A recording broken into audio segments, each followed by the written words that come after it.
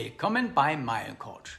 Gestern fand ein Live-Talk Lufthansa Allegris Update statt, in dem der Lufthansa-Verantwortliche für die Einführung der Allegris-Kabine in einer Stunde spannende Details zum Status Quo und der weiteren Planung preisgab. Ich fasse euch super aktuell und kompakt alle wichtigen Infos in diesem Video zusammen. Dabei gehe ich auf folgende Themen ein. Wann geht es mit der Allegris los? Welche Routen kommen in der ersten und zweiten Phase in den Flugplan? Welche Flugzeuge werden umgerüstet, welche nicht? Wie wird das Prozedere sein? Welche Sitzplatztypen gibt es in der First und in der Business Class? Was sind neue Sitzfeatures? Was ändert sich auch in der Economy und der Premium Economy? Wird die Business Class mit Allegris teurer? Wie wird das mit der Sitzplatzreservierung laufen? Welche Vorteile werden Statuskunden haben? Woran erkennt man überhaupt, ob ein Flugzeug schon mit der neuen Kabine ausgerüstet ist? All das kläre ich in diesem Video. Viel Spaß und gute Erkenntnisse!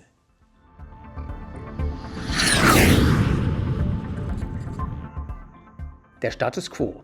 Im Moment befindet sich der erste A350-900 in der Werft in Toulouse zur letzten Abnahme.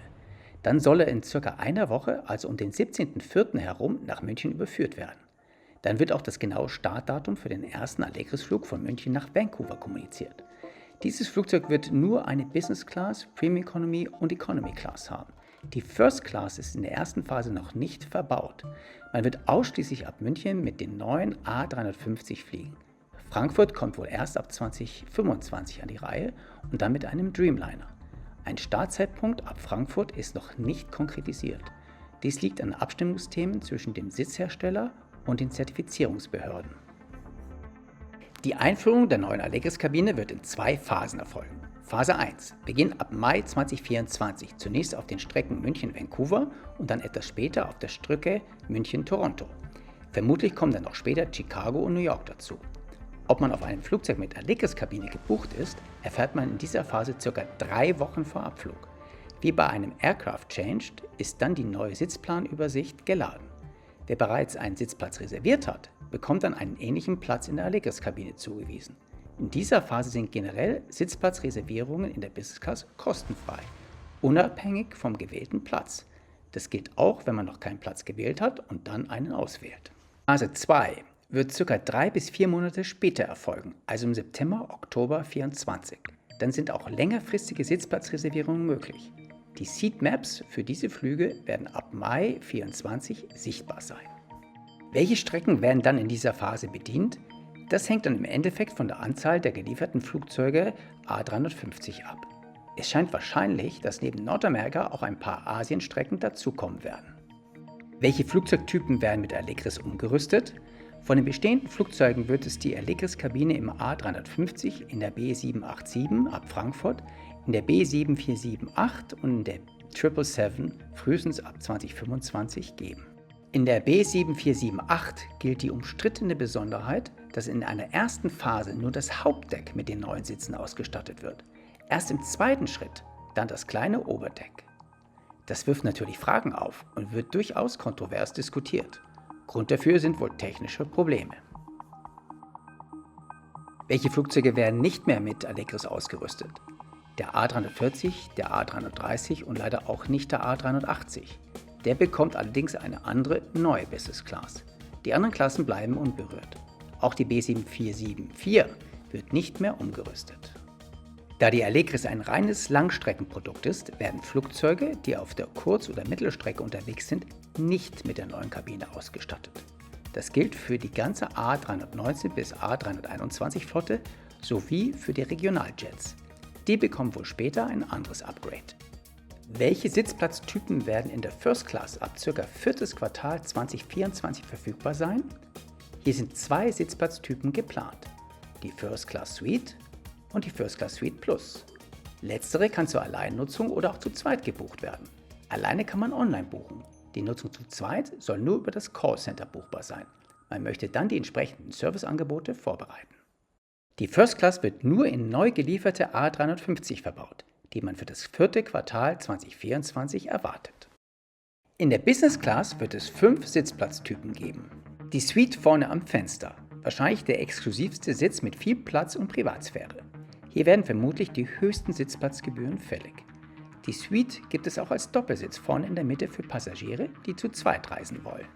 Das Extra Long Bed, ein Platz in der Mitte mit 2,20 Meter langem Bett. sehr gut für große Passagiere. Privacy Seat, Fensterplatz mit viel Abstand zum Gang, so privat wie möglich nach der Suite. Den kann man auch mit Babybett buchen, falls gewünscht. Der Extra Space Seat wirkt wie ein Thron. Viel Ablagefläche, gut zum Arbeiten in der Mitte der Kabine. Der Classic Seat, der normale Business-Class-Sitz. Freier Zugang zum Gang, weniger privat. In der letzten Reihe gibt es den auch als Doppelsitz. Wohl gut für Passagiere, die zusammen reisen. Der Classic-Sitz ist für alle gratis buchbar. Macht wohl ca. 30% der Plätze aus. Welche Gimmicks wird es an den Allegris-Sitzplätzen geben? Für alle Reiseklassen gilt Bluetooth-Kopplung am Sitz mit dem eigenen Kopfhörer zum Entertainment System. Wireless Charging von Handys soll es in der Premium Economy, Business Class und natürlich auch in der First Class geben.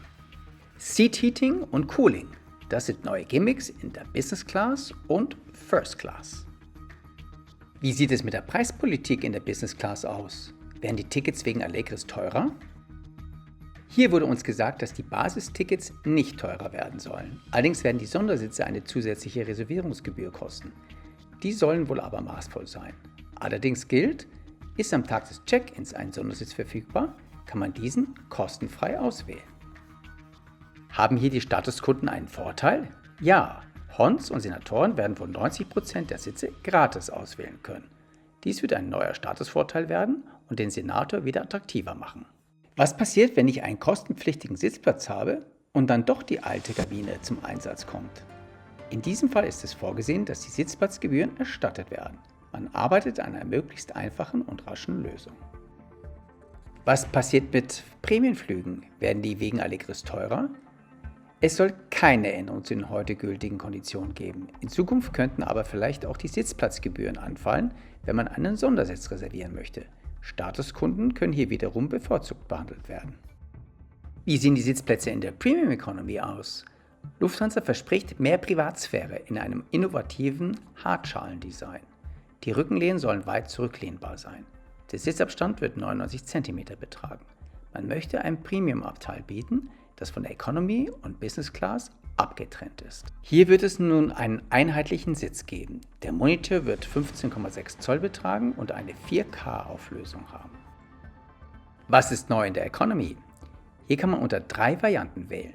Der Classic Seat mit einem 13,3 Zoll 4K Touchscreen Monitor, der Legroom Seat mit 7 cm mehr Beinfreiheit, vermutlich wird hier ein Aufpreis verlangt. Der Free Neighbor Seat. Gegen Aufpreis kann man sicherstellen, dass der Nachbarsitz frei bleibt. Das nächste offizielle Update zu Allegris wird es ab ca. 17.04.24 geben. Sind wir mal gespannt, wann der erste A350-900 von München nach Vancouver abheben wird. Wenn ihr so reisen möchtet wie ich, dann lasst euch von mir coachen. Weitere Infos dazu findet ihr auf meiner Webpage.